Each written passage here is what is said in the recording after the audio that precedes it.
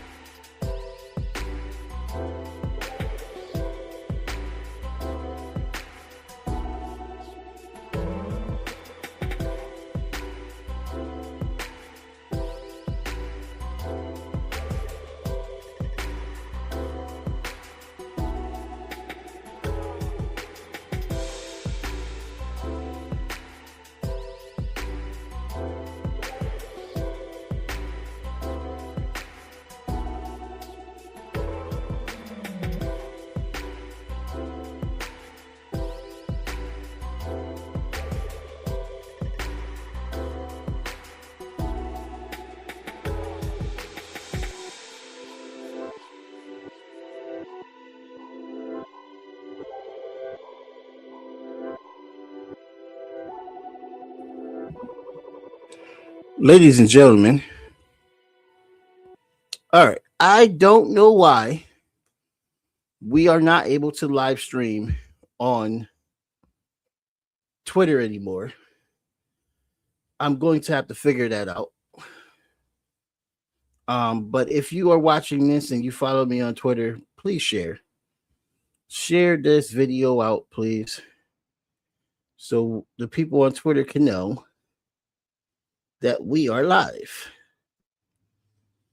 And also, there's going to be another live stream happening at 8 o'clock. Go check on the Jabari Media page on YouTube and all of the other pages to get the link for that as well too. We have Alex Suarez as well too, co-host of the show. What's up, buddy? Hey, comrade. A little bit late, but not as late as usual. Do you want to get into Peru first before we talk about Morocco? Did you well, it's more than Morocco, but did you show any videos yet? No, I literally just got on. I literally just got on. Yeah. I'm about 5 minutes late. No, you're good. I had to use the bathroom. I'm a little under the weather, people. Have some stuff going on. Please take care of yourselves. Remember that. Don't be like Jamarr, having 2 weddings and then 2 weeks of craziness because you're in one wedding and then your girlfriend is a part of another wedding.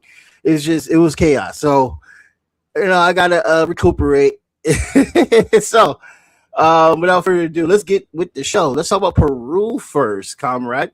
Because why don't you show the Peruvian clip to get the tone of the for the program? Yeah, let's do it. Here we go. Estas heridas.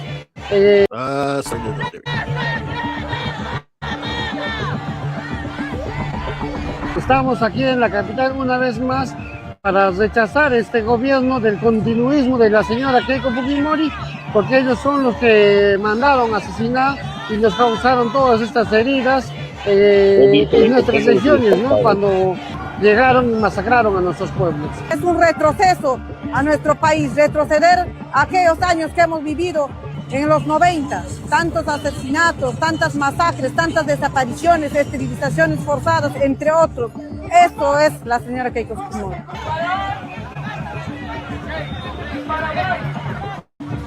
Now, there were subtitles, but I don't know if everyone was able to see the subtitles. Alex, if you could just give a summary. I would try next time to see if you can expand it so that the subtitles are bigger. From my end, they look very small, but I can translate what was said. But yeah. I might have to go on the Adobe Premiere and expand it from there, but I'll look into it because we need to make those subtitles. Basically, it was a group of indigenous Peruvians. You can tell by how they speak Spanish that they were indigenous, not just by how they look. And they were from probably the Sierra, the mountains, and I believe they're converging on Lima, on the coastal city, on the second capital of Peru. The first capital historically, of course, was Cusco, which belonged to the Incas. And in Lima, they are protesting the fact that Keiko, rigged her way in, especially with the external vote, the vote from abroad, into the presidency. And they're basically saying she's going to continue the legacy of her father, a legacy of fascism. He was a dictator of Peru in the 90s.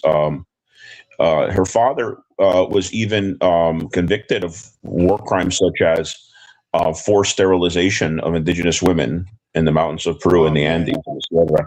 Yeah, so he was a genocidal, anti-leftist fascist. And she's maintained her father's legacy, defended her father's legacy, even against her own mother, which we brought up in a show prior with Peruvian comrades on the ground. And so the old saying, they're capable of selling out their own mother, for her and her brother, it's quite literal.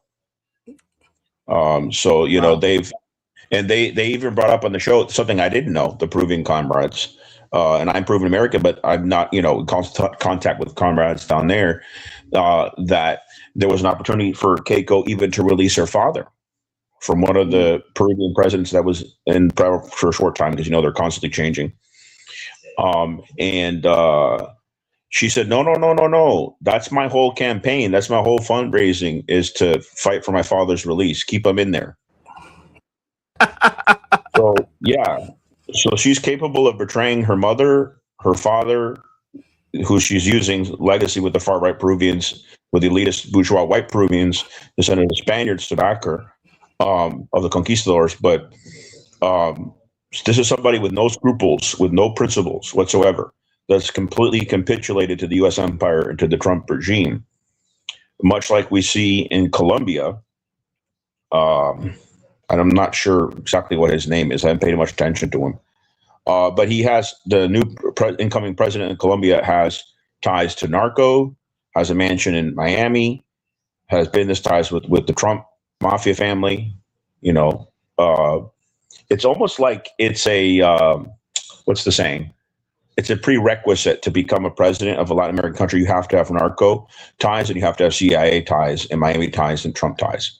That's how you become a leader. Like the same thing in Noboa, his family and the banana company are all tied to the cocaine. They just actually assassinated their own prosecutor. You had like a non-political prosecutor working for the state who was actually going after Noboa's family. They already killed a reporter over that. He was going after, and I was saying Noboa, that's the dictator of Ecuador. He was going after the U.S. government in a lawsuit investigating something that Dan Kovalik was investigating too over the Colombian fishermen. These were Ecuadorian fishermen, innocent people that were not involved with narco trade, which of course Trump loves.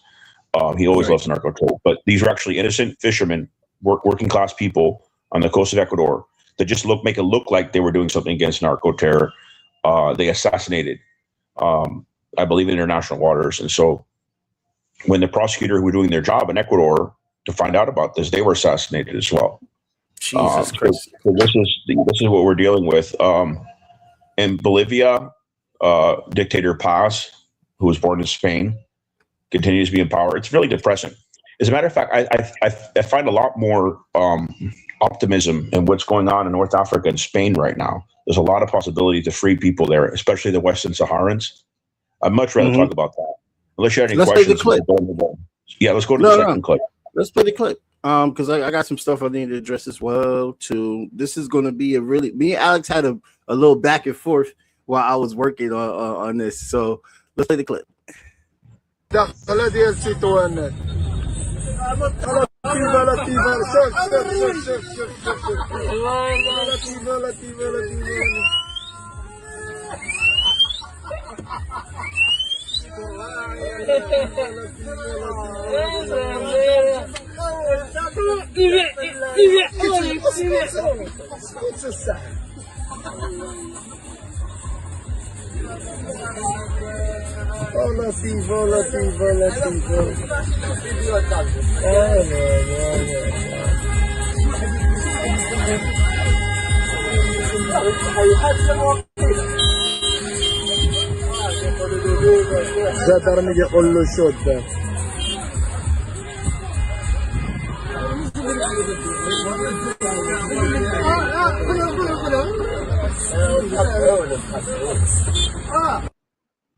Yeah, so this is all over the media right now.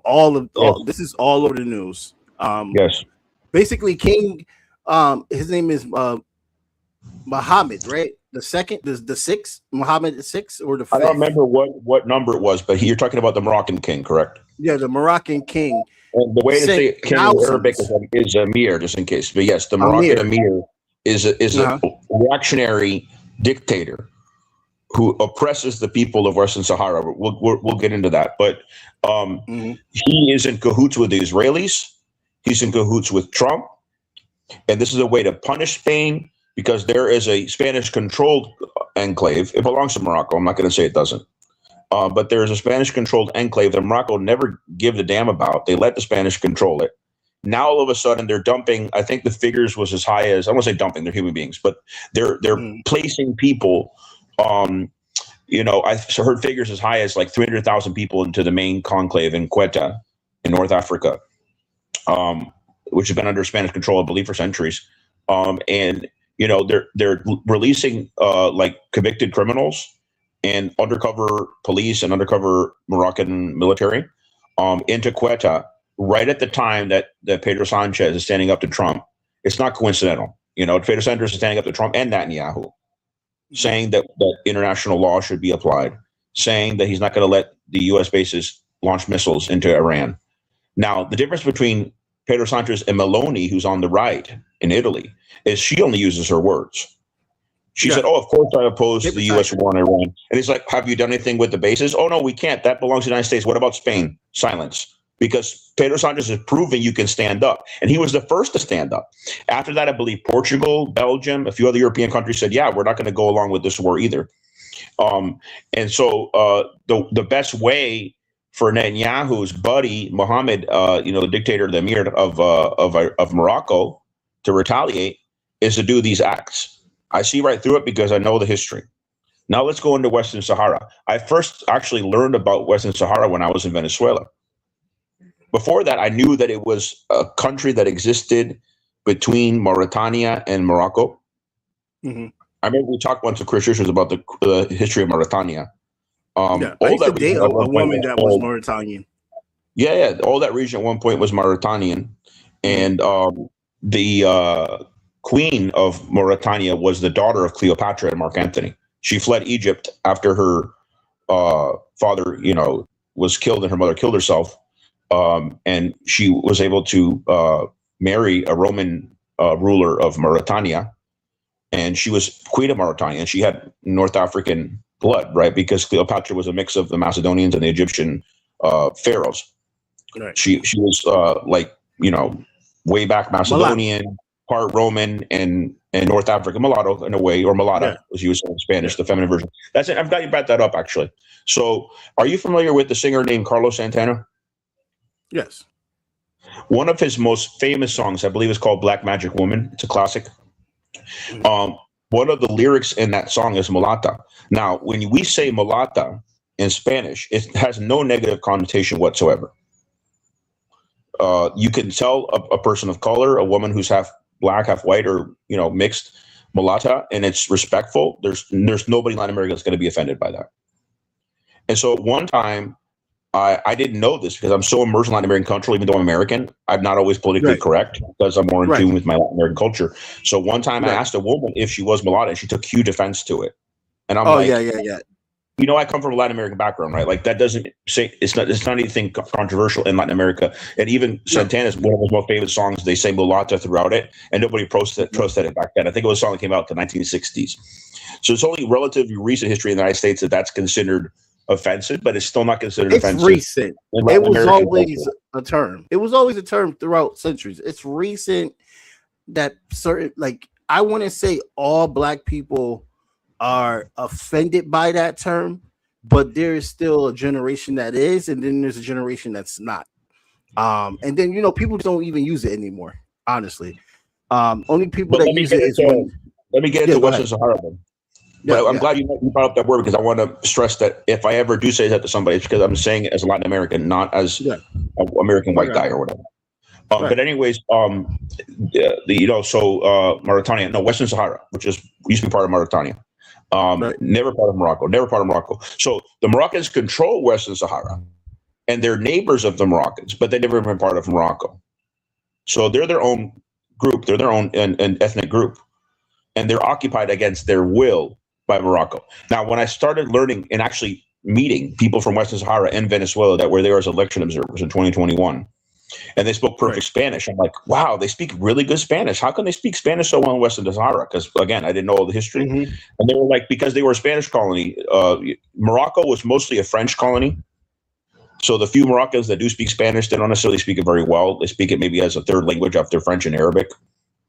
But the Western Sahara was like, wow, the ones that came to Venezuela, they spoke really good Spanish. And it's because they're very close to Spain. If you look at the map of the Canary Islands, which belong to Spain, you could take a boat. I heard 30 minutes. You could take a boat from the Canary into Western Sahara, although it's under Moroccan control. So the Western Saharan independence movement are in exile. The leaders, they're in Algeria, which supports their independence. Algeria is a progressive government. There was Algerians in Venezuela I met. And also in the Canary Islands, they're protected by the Spanish. Now, the Spanish long left Western Sahara, and they want their independence, just like Venezuela.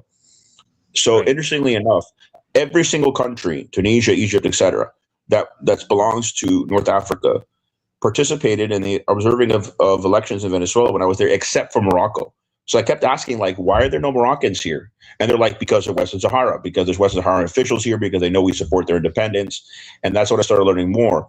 And one of the Venezuelan comrades told me, they said, if you look into the history, the occupation of Western Sahara is just as bad as the Israeli occupation of Palestine. I said, wait a minute. Mm-hmm. That's an embellishment, because how could it be that bad? And I actually looked into it. It is the oppression of the Western Saharans, who actually tend to be darker skinned. So there's race involved as well. south of Morocco. So the occupation and brutalization of the Western Saharan people, the erasure of their culture, is similar actually to Israel Palestine. And first, I didn't want to believe it because Israel's so brutal against Palestinians, but it is similar. And so I see this as an opportunity because yes, the Spanish army is not as powerful as a country like Iran. Iran has, I sent you the figures earlier today. It's like 350,000 active standing ground troops that are ready to fight. 350,000 in Iran. Right. Spain only has 75,000, but that's still significant. Let's say they took 10,000. That's as small as UAE. Well, let's put it this way. Let's say they took 10,000 of their 75,000 troops, because Western Sahara only has a small militia. Like they don't have a standing army to defend themselves, much like the Palestinians. So let's say the Spanish wanted to really get back at Israel and the United States for the doing the Quetta and the other conclaves. They could say, okay, take them if you want, but we're going to send 10,000 troops through the Canary Islands into Western Sahara to defend those people and throw the Moroccans out. Then they'll start taking them serious. So I think this is an opportunity. And also it's a political opportunity, not necessarily even a military one. They could be like, they go to the UN and say, hey, you're complaining about our conclaves? Sure, go ahead, take them, return them to Morocco. We can care less. But at the same time, Morocco is an occupying force. They need to leave Western Sahara. I have met Moroccans that would debate you, but I agree with you. Yeah, and it's like, so, like, for example, like, they can, they'll say it's their land historically. That's that's the big part. It's Western Saharan land. It's Western Saharan land. It's not Moroccan land. But they could leave if they want. But it's like they see the Western Saharans as inferior, and they have to be under their control. And there's racism involved as well because they tend to be darker skinned and they're a different culture. They speak a different dialect of Arabic. They speak Spanish very well. So I'm on the side of the Western Saharans since I learned about that. Right. No, it is an occupation, and the thing is about it, like the Moroccan people that I have spoken to, which is very few that are on the occupied Sahara side, there's two things that they tell me. They tell me, one, like we just said, that they feel that this was historically their land, that Morocco was very large before the French came and colonized them, and they lost a lot of land, so they're trying to regain their land. And then the other part is that, well, we rebuilt their infrastructure. We look how beautiful the Sahara looks now. They need us. They can't do nothing without us. That colonial mindset where it's like, you guys are inferior. You can't build your own country. You need us to build it and all this stuff like that. You can't live without the Moroccans. I have not seen the map of ancient Morocco. I have to study that. But from what I understand, Western Sahara was Mauritania. And Mauritania is a small nation now, has no interest in Western Sahara. So I think Western Sahara has more connection to Mauritania than Morocco, and they should belong to the Western Saharan people if that's what they want. They should have a referendum. They should let the leaders return, and for the people to decide for their independence. I'm pretty confident the majority would decide to be independent. They do not like being under Moroccan control. And I'm sure there was some infrastructure when they were under Spanish control as well. Of course, the colonial powers will try to limit how much infrastructure a country has. I agree with that. And Morocco probably has helped them build up a little bit. But under the intention that they remain under Moroccan control. And so it just shows the hypocrisy. That's the point I'm making, that if the Moroccan emir insists the conclaves be returned to him, I mean, they're small areas. They're not rich areas. Like, it's symbolic. Like, Spain care less if it's returned back to Morocco. Morocco's never made an issue out of it until now. Right. What a coincidence now, right? So, like, so if those lands are returned to Morocco, Spain could be like, okay, now it's time to give independence to Western Sahara. And they'd have a moral justification to demand that.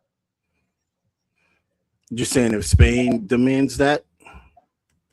If the world demands it as an ally, if all allies of the Western Saharans should come forth and say, hey, they're going to take these conclaves from Spain, that's fine. But now they need to give independence to Western Sahara. So Morocco will do one or two things if that's the case. If they start seeing powerful countries come forth and say, give Western Sahara their independence, not just Venezuela, like significant powers, Spain, maybe Russia. So, like, if they see that going on, they'll do one of two things: leave the conclaves and say, screw this, because it's showing our hypocrisy, or give some type of autonomy or independence to the Saharans. I mean, at least autonomy. Autonomy is a step towards independence. For example, the Dalai Lama does not call for the independence of Tibet. The Dalai Lama has only called for autonomy of Tibet and for his right to be able to return to his native land, Tibet. And so maybe even autonomy, but they're not even given that. The Saharans are oppressed, and as all oppressed people, even within former colonized society, they should be supported. So it's important when we're talking about what's going on in Quetta, not just to say, oh, that belongs to Morocco, give it back to them. Yeah, sure, give it back to them. But Morocco is an oppressive regime that's in cahoots with the empire, that's doing these things, and the timing is intentional. It's not coincidental. And they should cease to control those areas. Morocco has a deal where they want to send their soldiers as a part of the whole peace movement for Palestine that Donald Trump has going on. I was already skeptical with that itself. Also, you're going to send troops to continue the oppression of Palestinians because they're being put into camps right now. That's all. That's what the peace deal is. That's what the peace agreement is. And did you hear about how apparently Hamas has agreed to? We don't know if they're going to do it, but they have agreed in the deal to make steps towards disarming. I heard that they already offered to step down for power, and Israel refused because Israel wants Hamas to remain. Yeah, they need a boogeyman to justify the continued genocide. Right. And that just shows how Hamas is not about power. They're about the benefit of their people, that they were willing to offer something like that. That's very significant. Right. And it's largely ignored in the bourgeois press. We know that. Right. And so, what really makes me sad is like how Israelis can show that they're not racist. They are against all Arabs. We know that. But they can use the fact that they have support from the Emir and the Emirates, from the Emir in Morocco, and say, hey, look, we're in business with the Arabs. We're not racist. Right. And so those they're Arabs are racist. Their own people to make it easier for the Zionists to be racist against their own people. This is a treason. This is a treason. Right. I have no respect for the Moroccan regime, not just for what they're doing with Western Sahara, but for the cooperation with Zionism with the U.S. empire against their own people. And so I was going to say, like, for example, there is a history of Moroccans helping Jews escape Europe during the Holocaust, and that should be celebrated. But don't corrupt it with Zionism, because we discussed it the other day. Zionism is the direct legacy of Nazism. If it wasn't for the Holocaust, there would be no Israel, because the justified anti-Semitism menace was then used to turn on innocent people that actually took Jews in their homes. Like there's a famous model named Bella Hadid. Yeah. So there's a famous model named Bella Hadid who's half Palestinian. Her paternal grandparents, you might have heard the story, very sad. In 1948 or 1947, around that time when Israel was first forming, when it was still the Mandate Palestine under British control, her grandparents took in Jewish refugees in their home. Those refugees, they took them in their home. And then when May of 1948 came, when the Independence Day came, or also known as Al-Nakba, the catastrophe for the Palestinians, they threw them out. That's how they thanked them for saving them. They threw them out of their own home and they took it over. That's Zionism. And so the majority of the Jews, religious and non-religious, were non-Zionist or even anti-Zionist. Trotsky was an anti-Zionist. All the Bolshevik Jews were anti-Zionist. Einstein, they wanted to be president of Israel. He said, hell no. He saw the massacres they're doing against his Palestinian brethren. And so he was a socialist. A lot of people don't know that the most famous scientist, Einstein, was a socialist. Absolutely. And so, religious Jews to this day, Orthodox Jews oppose joining military service in Israel, oppose joining up with Zionism. And so the majority of Jews that were either leftist or religious all opposed Zionism. It was probably about 5% before 1939 when World War II was starting. Probably about 5% of the Jewish community considered themselves Zionists. How did that change? The people that cooperated with the Zionists, the only ones for the Jewish community that didn't take part in the boycott were the Zionists. The only ones that did deals with the Nazis to expel Jews and send them into British Palestine, to screw over the British, were the Zionists. The prison guards in the ghettos and the concentration camp were Zionists. So they made sure they survived. They made sure to change the demographics. Therefore, it's a direct legacy of Nazism. So that's why I'm not an anti-Semite, not just because the North African and Arab people are Semites, but because I celebrate stories of people in mosques protecting Jews during the Holocaust. That should always be celebrated. But don't corrupt it by bringing in Zionism in Israel. Right. And moving forward, it's important to understand that, this whole ideology, just to wrap it up, is a political agenda. It is not a part of the religion at all whatsoever. And like Alex Suarez said, majority. It's hijacked it. Yeah. It's a radicalist racist ideology. It's I don't know if I ever told you supremacy. Absolutely, it's about. I don't even want to say Jewish supremacy. It's about Zionist supremacy. But I don't know if I ever told you. I think I did tell you that I'm a quarter Russian Jew. But something I didn't tell you, probably, I don't talk about it much because I don't know all the details. But I do have a relative that died in the Holocaust. That's confirmed. My grandfather's uncle, so not that far back, my grandfather's paternal uncle, his mother's brother, was born in probably Lithuania, which was under Russian control during the time of the Tsar, during the pogroms against the Jews then. This is before World War I, World War II, all of that. And so there was relatives that left Odessa. So I believe they went from Lithuania to Odessa in modern Ukraine.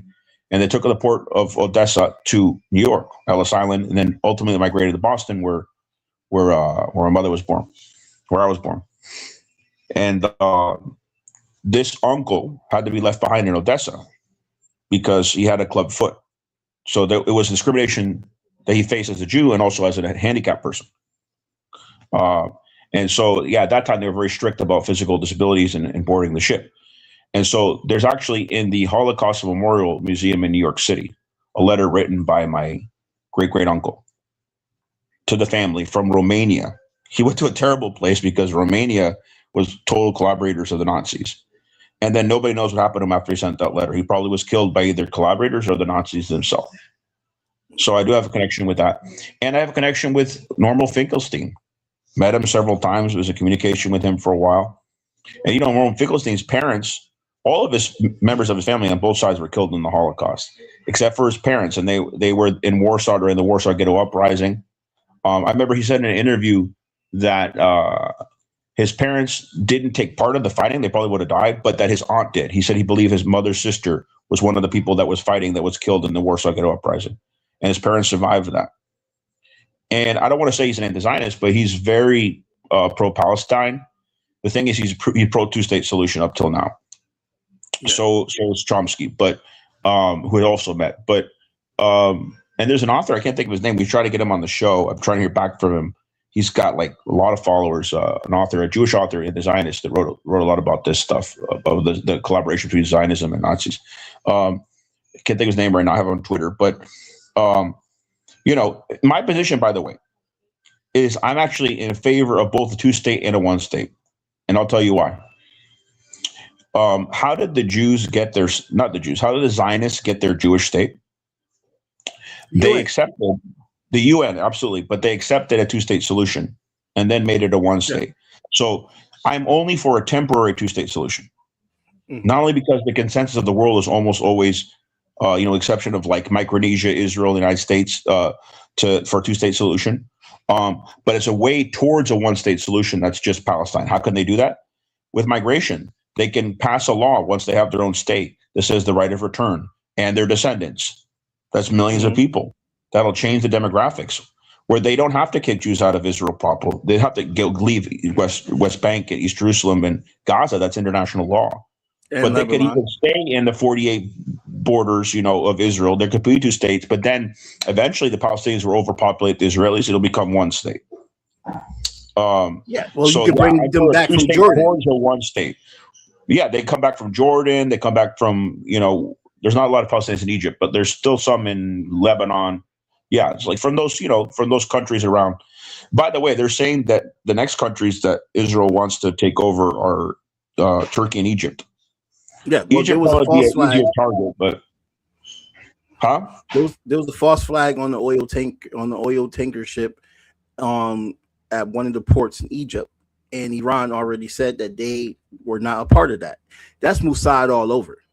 And when people could try to deny and say Iran is lying, but when you look online, you see a lot of Israelis threatening Egypt and threatening Turkey. So we can't just sit here and pretend that there's no tension that the Israelis is trying to stir with Egypt at all. We can't say. The same thing with what happened with the Ukrainian attack on the Iranian ship in the Caspian Sea. I think that, here's my theory. I don't know if anybody would agree with me with this, but I think that was the Azerbaijani, and Zelensky was told to cover up for that. Well, wasn't the Ukrainians accused of attacking Iran and Iraq recently? Yes, they were. They were as well too. Also, they have people in the Sahel that is trying to help with conquering Mali and putting in a puppet regime as well too. The Ukrainians is all over, and there's literally record evidence that I need to make a whole thing about when I get together. You know, was another false flag that they tried was in, I believe, 1967, which was, the same year as 1967 war between, I believe it was Syria, Jordan, Egypt, and Israel. The 7-Day War.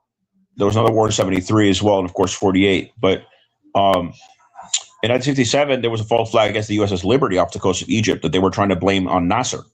Yeah. Because back then, they had a socialist in charge of Egypt. It wasn't a sellout like Sisi. And so they wanted to get the United States against Egypt. Right. And then also what happened in Egypt in the 1950s under Eisenhower was when Nasser, so this was like 10 years prior to that, when Nasser nationalized the Suez Canal.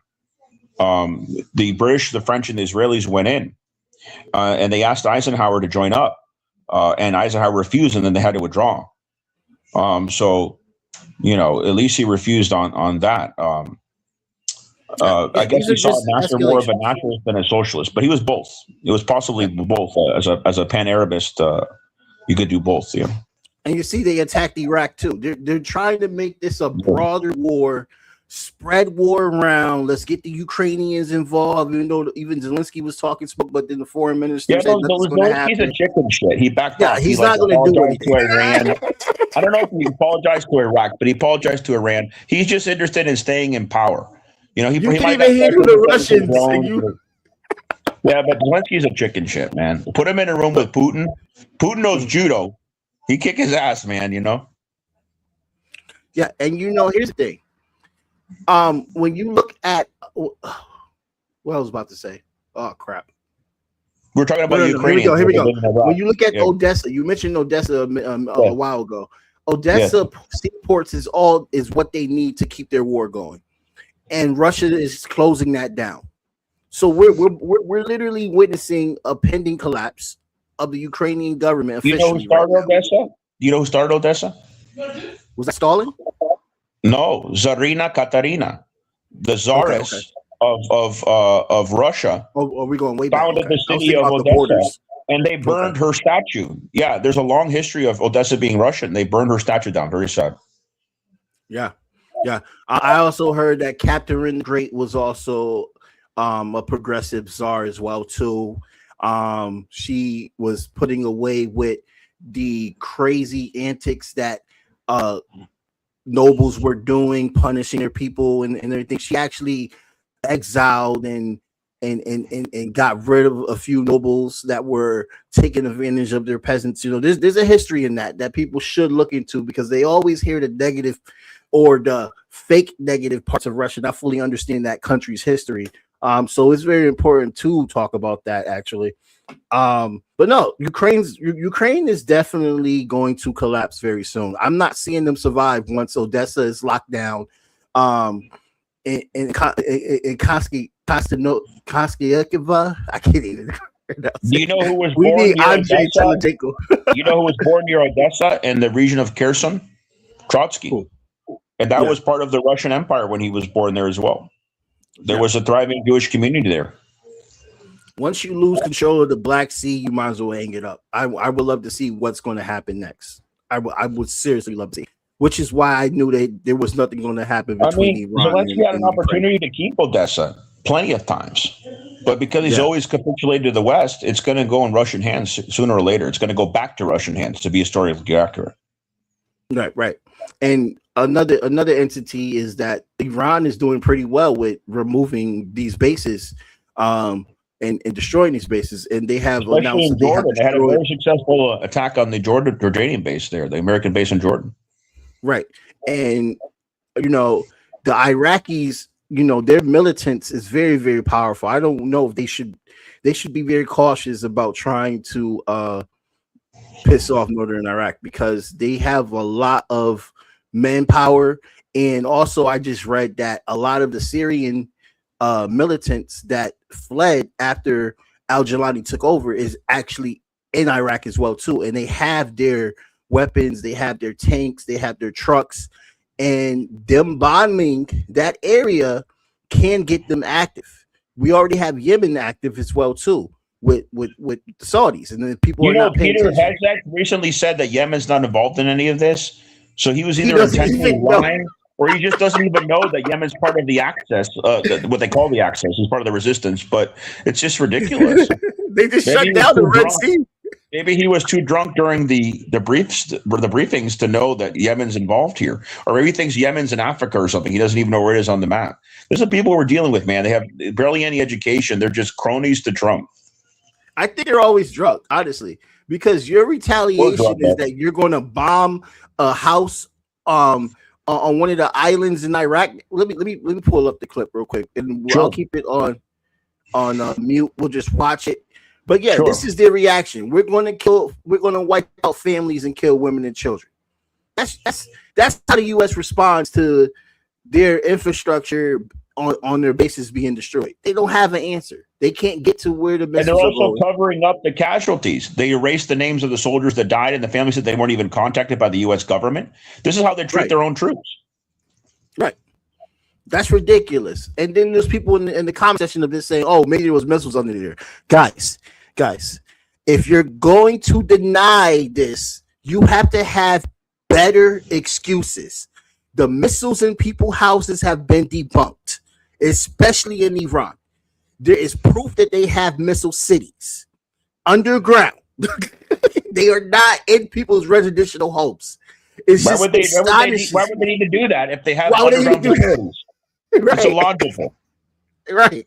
It's illogical. They're still saying this is America first. This is a war for Israel. Right. And they don't care about American lives. They're putting American lives at risk. And then when American soldiers actually die, they try to cover it up, and they won't even have the decency to contact their families. They have to find out from the media. This is what the so-called America First movement is. And you have, different factions within it, right? I love the right fighting each other. You have people like Tucker Carlson, MTG, who are strongly coming out, for example, against the extension of NDAA, which basically says we completely capitulated we completely capitulated to Israel. Now we're going to share all our intelligence with them, even though they stole our nuclear secrets, even though, Pollack was not, he was pardoned and sent back to Israel by Trump. I mean, this is just a treason. And so all the pressure from right figures, not just left figures, ultimately was a success in the Senate, right? It was, I think, a difference of like 1 or 2 votes. So even though it passed in the Congress, the extension of NDAA was not passed in the Senate, thankfully, because that would have just what little sovereignty we would have left would have been gone. We would have had capitulated completely to Israel. Okay, so we're not merging our military technology with Israel. They might try again, but when they tried to pass it in the Senate, it was blocked. And I think that's from figures and their influence, like MTG, like Tucker Carlson, who was pressuring the Republicans, because Republicans still have the control of the Senate. I believe there's slightly more Democrats in the Senate than the Congress, but the Republicans like Thomas Macy, who's still in power until January, and then others, that are like within the divisions within the America First. Ultimately, I think they felt the pressure. Like you got Tucker Carlson saying, "We need Nuremberg trials. This is treason." He spoke pretty strongly against it. I'm starting to like Tucker. I strongly disagree with him on a lot of things, but he's taking some principled positions lately. Yeah, it's crazy when this motherfucker starts to make sense. I mean, that's how much the liberals think about it. That's how much the liberals have sold out. that somebody like Tucker Carlson actually sounds, or MTG for that matter, because she's crazy. They're starting to sound more sane than these liberals are that are going along with the Democrats that are sold out to Israel. You know. Yeah, man. I mean, the House vote was very close. I gotta say, I am shocked that they didn't get this bill passed. I'm glad they didn't get this bill passed. But I shouldn't be shocked because there is a huge right-wing anti-Zionist movement growing. And when you have someone like Candace Owens, who I don't like even mentioning her name on this show, but at the end of the day, she's the #1 podcast on the show. She surpassed Joe Rogan. What was Erica Kirk's husband's name that was killed? I can't forget his first name. Yeah, Charlie Kirk. Yeah. So they were saying Israel was involved in the Charlie Kirk assassination. And that's quite possible because towards the end, he started realizing the truth of Zionism and he started talking against them. They could have been part of a conspiracy. Mossad could have even been part of the operation against President Kennedy because he was against the nuclear program that Israel was starting. He wanted them to denuclearize. He could have helped out. Around that time, the Jewish mob and the Italian mob was working hand to hand together. They had a coalition. Yeah, Meyer Lansky was a Zionist. A lot of people don't realize that when Meyer Lansky was trying to escape the US government, he actually tried to not only to help build and finance it, he actually fled to Israel when he was wanted by the U.S. government. And Israel back then were more capitulated to the United States than they are now. Now they can send Polak there and he's fine. He'll meet with our ambassador. This is the guy that was convicted of stealing our nuclear secrets. This is the guy that the Rosenbergs were killed over for the same charge, although it was Soviet Union back then. But yeah, so like, you know, he even went to Israel. He was so connected there. But, you know, because they were more capitulated to the U.S., then they sent him back to the United States. So, yeah, to me, Meyer Lansky wasn't even a real Jew because he was a Zionist, you know. And, you know, he was one of the ones probably behind the scenes that were willing to work with the devil, with the Nazis, whatever. I mean, that's the mob. They don't have principles like that, you know. Yeah, man. Yeah. And I think we are seeing a pending, I don't know. I'm not going to put a date on it, but Israel's going to by the way, the Tate brothers. Remember we had that funny episode we're talking about the Tate brothers when they showed up in Miami? Yeah, let me see if I can get it. Man. And guess who's defending them? No, guess who's defending them till now? The former capo, the former mafia guy. You know what I'm talking about? Yeah, Michael Franzese, yeah. Yeah, Michael Franzese is still defending them, even though all this evidence has come out against the Tate brothers. Because, you know, for me, it's been like a thing to laugh about. And maybe they got that, but now I think the evidence that they have, like, yeah, they were doing some shady shit, bro. Dude, they're on camera talking about sleeping with, especially Tristan Tate. He was caught on camera talking about it multiple times how he took the virginity of a 17-year-old. If you're always talking about a 17-year-old, what else would you do? And this was not a 17-year-old that he married. There's nothing. They pretend to be traditionalist conservatives. They're actually against traditional marriage. Neither of them are married. They have multiple lovers. This is the contradictions of the Tate brothers. Yeah. And now here we are. I mean, at the end of the day, I don't know why Michael Franzese, you know, put his neck out to defend pedophiles. But he did. And the other part is whether or not the Muslim brother, now hear me out, whether or not the Muslim brother ever did pedophilia, he's involved in some shady shit. Some human trafficking stuff, so that's also despicable, whether there was minors in there or not. Mm-hmm. Yeah, and so it starts to make sense to me with that Romanian case. Here, let me put this on right there. Yep. So even though they, I think he's a king right there, yeah, and he can fight. Yeah, he could have that guy in the gold suit. Yeah. That guy goes. He's an asshole too. He's the boy from Florida. You probably familiar with. Hey, I wear red from Florida, man. I'm not going no alt-right, man. I'm not with that gold suit, man. Come on, I'll be going to karaoke night. I'm not going to that, man. Come on. I'm not in Miami, bro. You know that. I'm in Northeast Florida, man. I'm getting away from those guys. Those cute guys. I'm kidding. No, but like, look, man, I wish that we could get them and the Epstein assholes too. We need to get them and the Epstein assholes. But I do find it interesting how Donald Trump is abandoning them. You see influencers online. He abandoned them. He always betrays his allies. He betrays Venezuelan and Cuban allies. Now he's going to betray the Tate brothers too. Absolutely. Yeah. like complaining, Trump, please help these guys out. You know, he's on Twitter. I don't know who's controlling Andrew Tate Twitter, because he's definitely not him. He's locked up. But complaining about the conditions, I'm like, wow, but you support ICE though, right? But you want to complain about conditions. Oh, that's crazy. Now they're going to support them in the UK, even though they're American, and they supported ICE. That's pretty ironic, huh? Right. And remember, these guys are half black, and one of them converted to Islam. Exactly. I don't know if he's still practicing, but they sold out their people, and now they're seeing what it's like on the other end, aren't they? Even their wealth and their popularity with right wingers is not going to stop them from being deported. Right. No, it's not going to stop. It's a reverse Assange, isn't it? I mean, Assange is innocent, of course, but it's a reverse Assange in a sense that they were trying to extract Assange from Britain to the United States. Now they're getting these guys that have an American father, African American, you know, being sent back to Britain. I find that ironic. Yeah, it's very ironic, and I definitely am going to be paying attention to this case, because I stopped paying attention because I felt like the Romanian government didn't really have anything, and there's a lot about Romania. Well, you know what I figured out? What I figured out is the Romanian case was bullshit, and they were using the Romanian case to stay in Romania and party and live out their lives and not have to face the American and British charges, or I think it's just British charges. But they didn't want to be extradited to Britain. That's what they were really afraid of. So they let the bullshit case keep on pending in Romania so they could live out their lives in their mansion they had in Romania. That's what I think it was. And once the Romanians gave up and said, "Go ahead and take them," that's when they got screwed. They probably got lured into Miami and set up, and that's when they were sent. They're going to be sent to the UK. Yeah. Mm-hmm. Yeah, man. So I hope that these victims get justice, just like the Epstein victims. I hope they get justice as well too, because this is absolutely disgusting how they've been just like, after I saw that video of them talking about being with girls that are under 18, I'm seeing these grown ass men. Can you DM me? I haven't seen that. Can you DM me that video with Tristan? I haven't seen that yet. Yeah. Oh God, it's so crazy. I'll send it to you right now. I watch these guys. This is not a promo. I watch these guys named Abba and Preach. One guy's Haitian, the other guy's Ethiopian. They live in Canada, and they make videos. Some of them is decent. They got some issues with the trans stuff. Because I'm pretty good at recognizing AI. If it's legitimate, I'm not surprised, because we're talking about guys that are nuts. So yeah.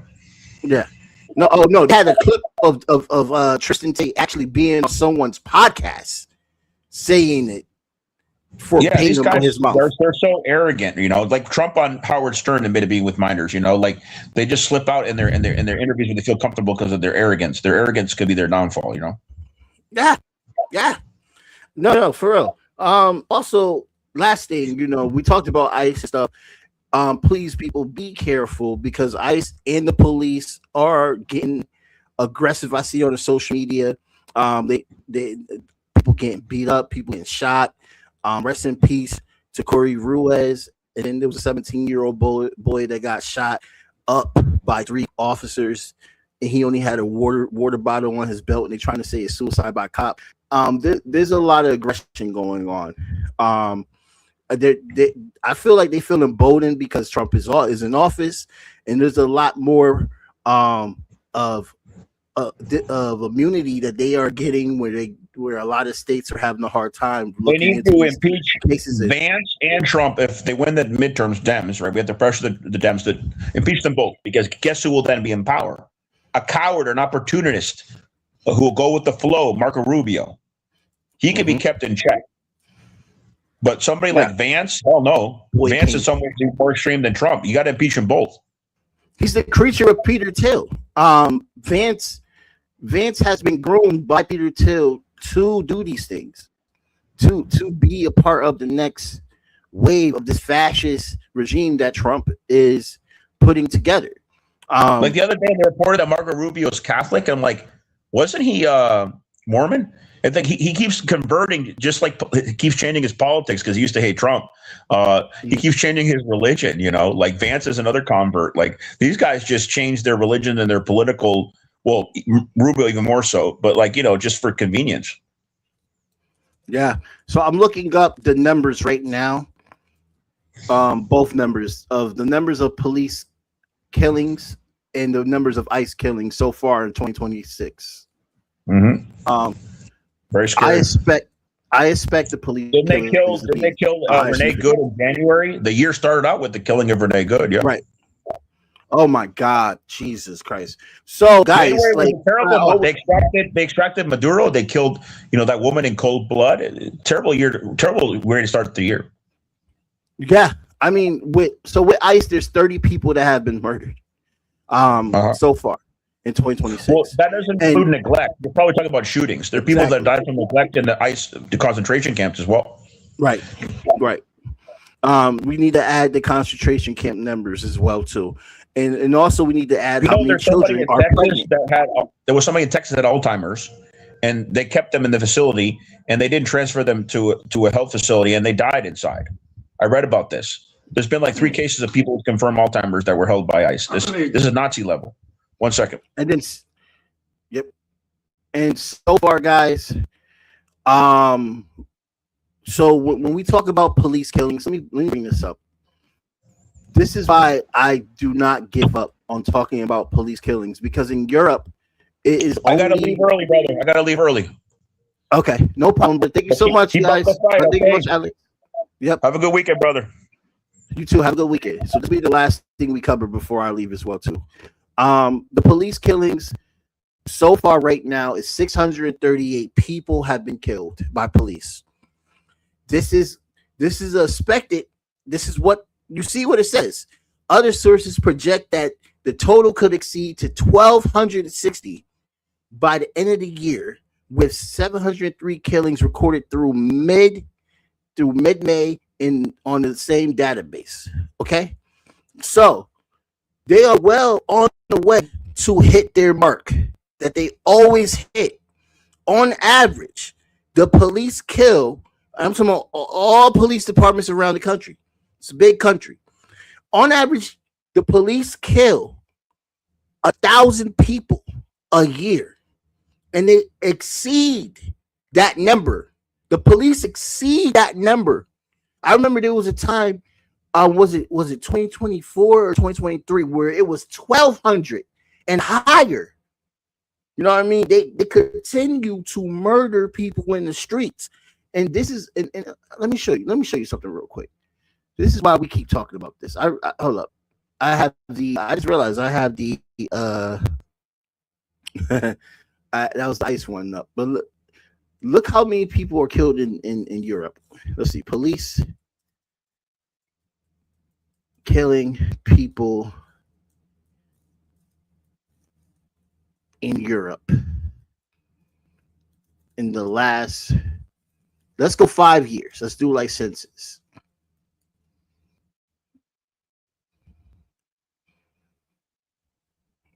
See what we get.